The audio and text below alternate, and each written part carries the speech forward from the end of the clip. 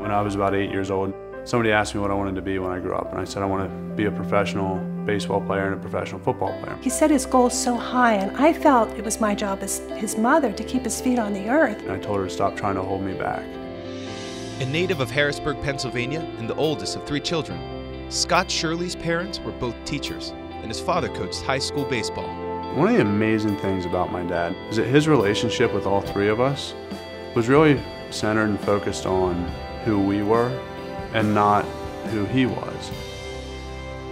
These bonds proved to be important when Scott was 13 years old and his father was diagnosed with kidney cancer. So they literally cut him in half from side to side, removed his kidney. He had clear margins and they gave him a clean bill of health. 4 years later, in 1999, Scott walked on as a wide receiver for the Nittany Lions.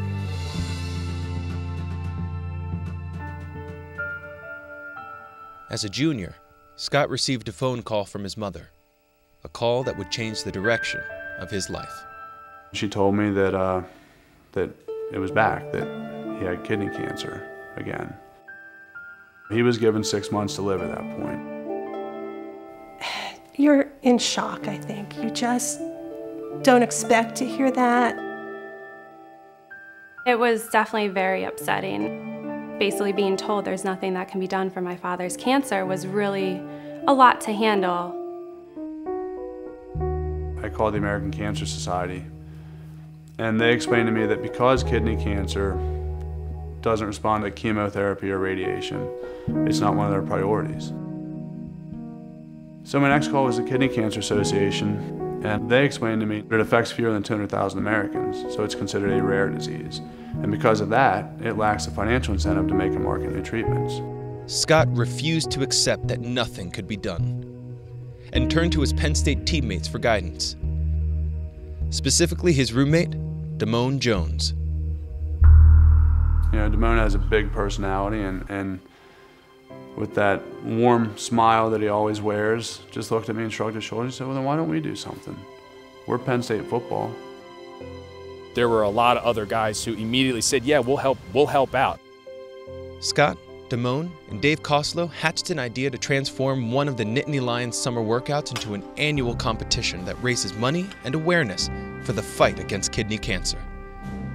An event they named Lift for Life. We were so excited just because, you know, something was being done, even though we were told there's nothing that could be done. In 2003, the Penn State football team hosted the first Lift for Life event, raising $13,000 for the Kidney Cancer Association. Don Shirley was there to witness his son's creation. He was very moved by it, and in a lot of ways overwhelmed, but I think in a positive way. Just over 2 years later, in October of 2005, Don Shirley lost his battle with kidney cancer at the age of 55. I can't think of a better legacy for him to have. There's so many people that are benefiting from his selflessness. It helped us come to terms with it and make sure that we're keeping our grieving process at the surface level instead of burying our feelings deep down. It was something we worked on together as a family.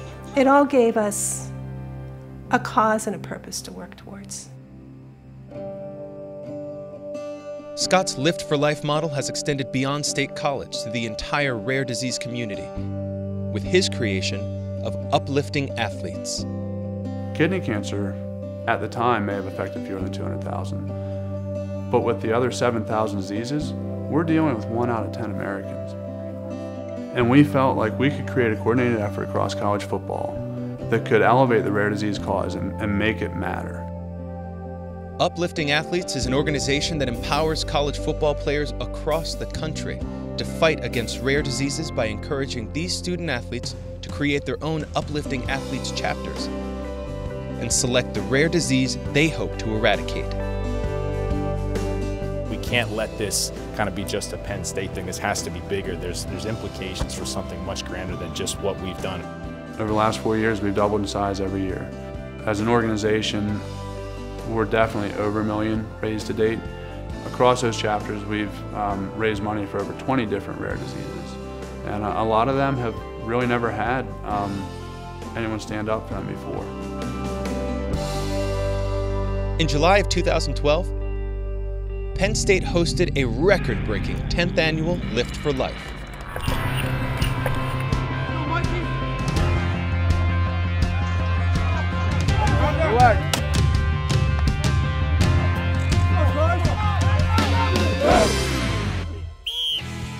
The Nittany Lions raised over $110,000, bringing their grand total to over $700,000 toward the fight against kidney cancer. Without the Penn State chapter of Uplifting Athletes, the kidney cancer community would not have the same awareness at a national and international level, nor the motivation that we have in research today. When I lost my father in October of 2005, there was still only the one FDA-approved treatment. Today, there are 6 new treatments that have come to market. And the Kidney Cancer Association credits us with being a catalyst for that progress. I think that people are going to be amazed to see in another 10 years how big this organization has probably grown. I've never known Scott to do anything kind of 50%. He kind of does everything all the way. He can get one step closer to finding a cure for any rare disease out there to prevent someone from losing their father, their mother, their sister. It definitely really helps him continue going.